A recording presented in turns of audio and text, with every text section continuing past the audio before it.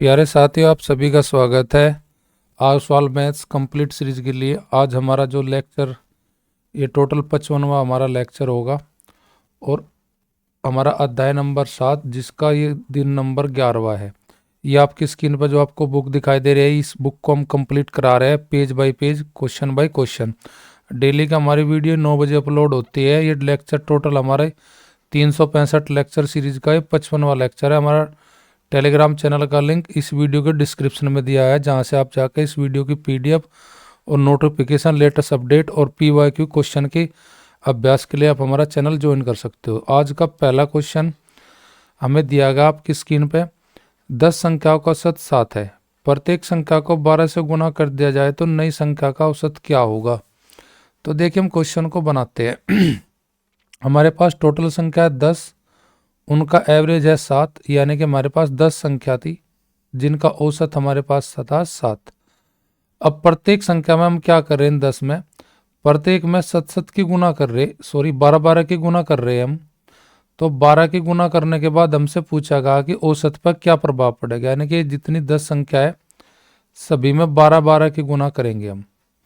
तो उसने पूछा कि नया औसत क्या होगा। देखो, जो प्रत्येक संख्या के साथ किया जाता है वो ही हम किसके साथ कर देंगे, औसत के साथ। यानी कि अगर प्रत्येक संख्या में आपने 12 से गुना किया है तो आपका औसत भी उतना ही बढ़ेगा जितना आपने प्रत्येक संख्या में गुना किए। तो यानी कि हम क्या करेंगे, जो औसत हमारा दिया है उसमें भी गुना कर देंगे जो प्रत्येक संख्या में हम गुना कर रहे हैं। यानी कि 12 के गुना हम 7 में करेंगे तो 12 सते 84, यानी कि हमारा नया औसत जो होगा वो 84 होगा। 84 की ऑप्शन हमारी चौथी है जिसमें हमारा राइट आंसर है। जो अगर ये कहता क्वेश्चन में गुना के स्थान पर कहता भाग, प्रत्येक संख्या को गुना के स्थान पर बोलता भाग, तो फिर हम नया औसत पूछते तो हम क्या करते, जो औसत दिया गया है उसे कहीं से भाग करते 12 से, तो हमारा फिर आंसर होता 7/12। अगर प्रत्येक संख्या में ये कहता कि भाई 12 मैं जोड़ रहा हूँ, अगर ये कहता प्रत्येक संख्या में 12 जोड़ रहा हूँ तो फिर आपका नया औसत क्या होता, तो आप जो औसत दिया गया उसमें 12 ऐड करते तो आपका नया औसत होता 19। तो फिर आंसर अगर जोड़ कहता प्रत्येक संख्या में 12 जोड़ा जाए तो फिर नया औसत होता हमारा 19। अगर प्रत्येक संख्या में 12 घटाया जाए तो फिर हमारा औसत क्या होगा, तो हम क्या करेंगे, जो औसत दिया है उसमें से 12 घटा लेंगे तो हमारे पास माइनस का क्या बचेगा, 5। तो फिर हमारा नया औसत होता -5। यानी कि कहने का मीन्स ये है, जो प्रत्येक संख्या के साथ गुना करता है तो औसत में गुना करेंगे, भाग कर रहा प्रत्येक संख्या में दिए गए औसत को भाग करेंगे, जब जाके हमारा नया औसत हमको पता चलेगा। आई होप आपकी समझ में क्वेश्चन आ गया होगा। जो हम प्रत्येक संख्या के साथ करते हैं वही चीज हमें किसके साथ करनी है, वही एक्टिविटी हमें करनी है औसत के साथ। अगला क्वेश्चन हमारा दिया गया है कि 5 विषम क्रमागत संख्या है, उनका औसत पूछा गया है। हमारी विषम संख्याएं जो है ABCDE दी गई है। तो देखिए हम क्वेश्चन को कैसे बनाते हैं। देखो, विषम संख्याएं हो या सम संख्याएं भी हमेशा 2-2 के अंतर पत्ते, जैसे भाई 1, 3, 5, 7, ये हमारी विषम संख्याएं है। तो एक संख्या से दूसरी विषम संख्या पर जाने के लिए हमें कितना डिफरेंस मिलता है, हमें 2-2 का डिफरेंस मिलता है, यानी कि 2 के बाद हमारी विषम संख्या आती है। इसी प्रकार सम का भी केस में ऐसे होगा कि वो 2-2 के अंतर पे हमको मिलते हैं, चाहे 2, 4, 6, 8, 10। सम या विषम दूसरी अंका पहली से दूसरी पर जाने के लिए, दूसरी तीसरी पर जाने के लिए प्रत्येक में डिफरेंस 2-2 का हमें मिलेगा। तो इसी प्रकार हम संख्या बना, जैसे ए है, हमने पहली संख्या ए मानी, दूसरी संख्या हमारी जो बी है उसके स्थान पर हम बोलेंगे A+2। A+2 हमारा बी का मान, सी का मान A+4 हो जाएगा, जब दो में A+2 में 2 जोड़ेंगे।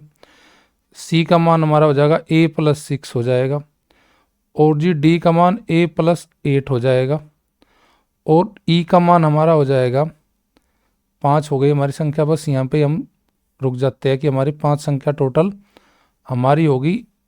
पहली संख्या हमारी ए का मान तो हो जाएगा हमारा ए, बी का मान हमारा हो जाएगा A+2, और जी सी का मान हो जाएगा हमारे पास A+4, डी का मान हो जाएगा हमारे पास A+6, ई का मान हो जाएगा हमारे पास A+8। तो इनका औसत पूछा। औसत का मतलब होता है किन्हीं का बीज, यानी कि इन टोटल को जोड़ के अगर हम इन्हीं से भाग करें तो बीच हमें प्राप्त हो जाएगा, यानी कि हम ए को जोड़ेंगे तो हमारे पास हो जाएगा 5a प्लस 4 2 6 6 12 8 20, इनका सबका जोड़ होगा 5a प्लस 20 बटे कुल योग बटे कुल संख्या अगर हम कर देते हैं तो औसत मिल जाता है हमें।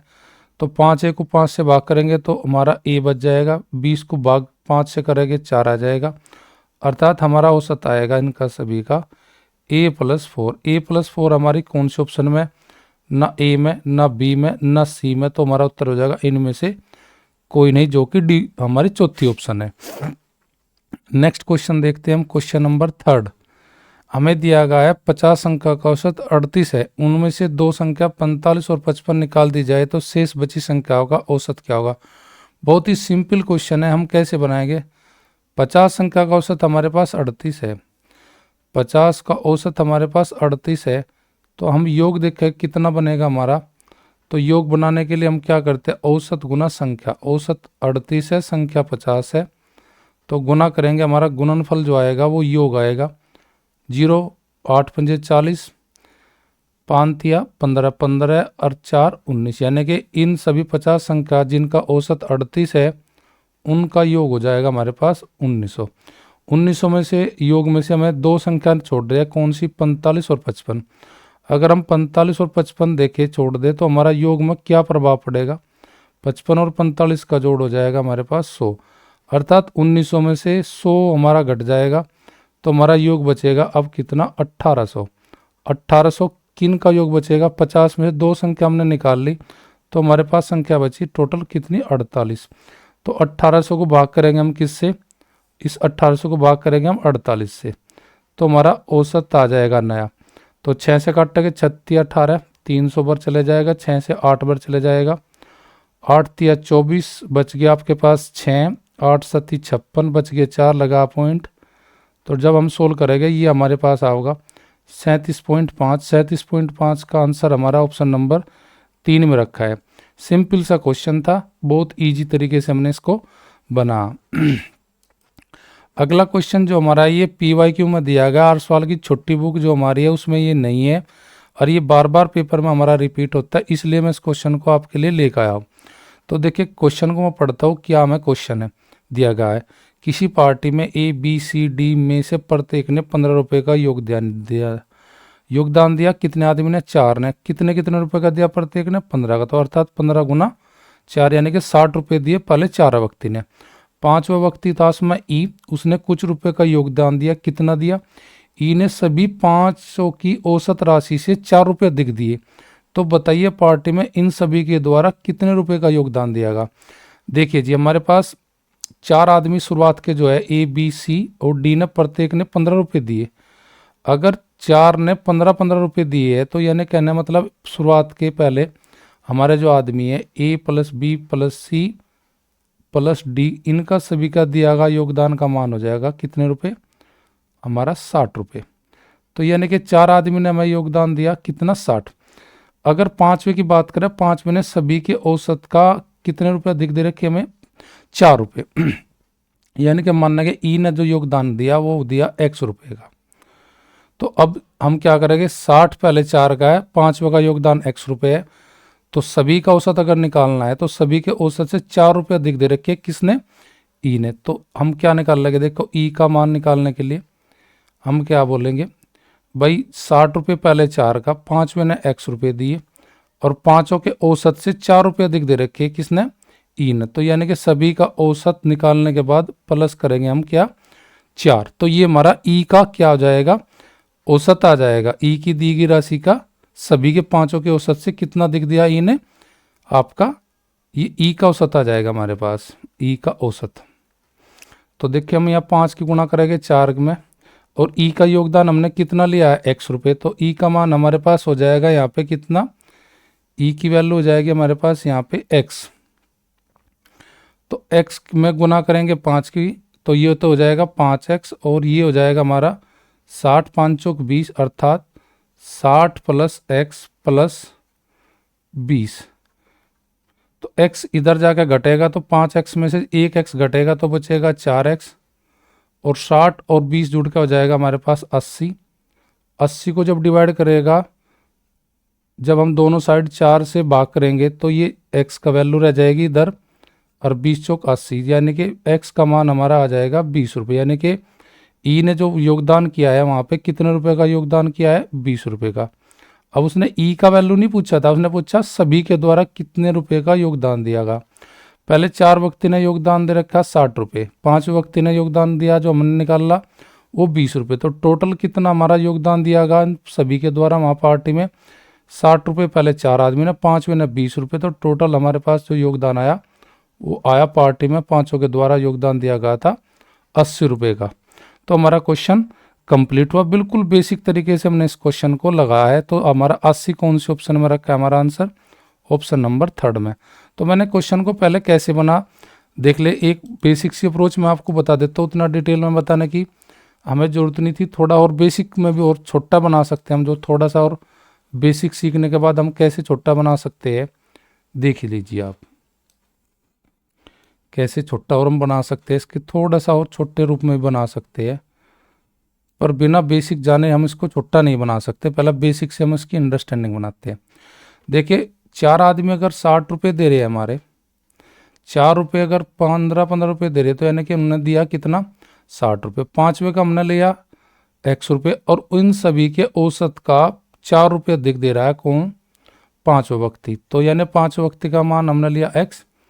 तो यानी कि कहना है मतलब ये हुआ भाई, हमने सभी का औसत अगर हम निकाल लें, अगर हम इसे ऑप्शन से भी देखें निकाल के, यहाँ से अगर ऐसे भी ना बना हुआ ऑप्शन से बना के देखें तो यहाँ से हमारा क्वेश्चन बन जाएगा। देखिए कैसे, अगर सभी का योगदान हमारा, सभी का योगदान अगर हम देखें 100 ले लेते हैं, जैसे ऑप्शन हम अपनी, अगर हम ऑप्शन 100 ले लेते हैं तो देखते हैं ऑप्शन से भी हम कैसे जल्दी उड़ा सकते हैं। सभी ने अगर 100 रुपये का योगदान दिया तो उसमें से पहले 4 आदमी का योगदान 4 की गुना करेंगे 15 में, 60 रुपये का योगदान किया पहले 4 ने, तो हमारे 5वें आदमी ने ई ने कितने रुपए का योगदान किया, हमारा 40 रुपये का। अब उसने कहा कि सभी के योगदान से ई ने जो दे रखा है 4 रुपये अधिक दे रखे, तो सभी का हमारा 20 रुपये का योगदान है, सॉरी 100 रुपये का। 100 को 5 से डिवाइड करेंगे तो हमारे पास आ जाएगा औसत 20। अब देखिए 20 क्या सभी का जो औसत आया उससे 4 अधिक है क्या, सभी के औसत से 4 अधिक है 40 नहीं।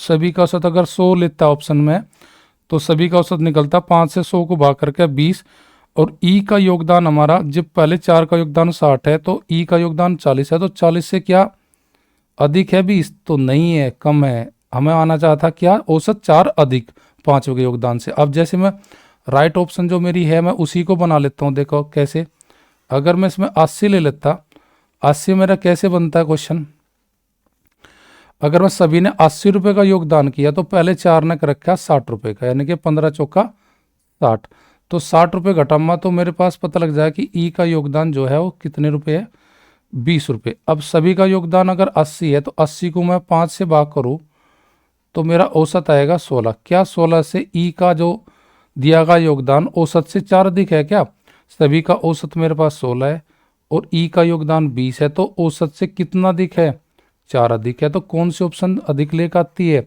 हमारी सी ऑप्शन लेकर आती है। अगर हम 80 लेते हैं, 80 को 5 से भाग करते हैं तो 5 का औसत 16 है, सभी के 5 के औसत से ई ने कितने अधिक दे रखे, 4 रुपये अधिक, तो 16 से 20 कितना अधिक है, हमारा 4 अधिक है। बस क्वेश्चन हमारा एक लाइन में 16 जाएगा, अगर हम थोड़ा बेसिकली हमें अच्छा पता है क्वेश्चन के। तो ऐसे क्वेश्चन को मैं पहले कहता हूँ कि आप अपना बेसिक स्ट्रॉन्ग करें, बेसिक के बाद आप थोड़ी ऑप्शन से जल्दी, जिसका बेसिक स्ट्रॉन्ग है वो जल्दी ही ऑप्शन से सवालों को 30 से 25 सेकंड में निकाला, पर लेकिन उससे पहले आपका कंडीशन ये होगी पहले कि आपका बेसिक ठीक हो, जब भी आप एलिमिनेशन को बहुत अच्छी तरीके से बना सकते हो ऑप्शन के थ्रू। तो आप हमारा टेलीग्राम चैनल ज्वाइन करें, जहाँ से आपको PYQ प्रैक्टिस क्वेश्चन दिए जाते हैं वहाँ पे डेली का, और लेटेस्ट अपडेट।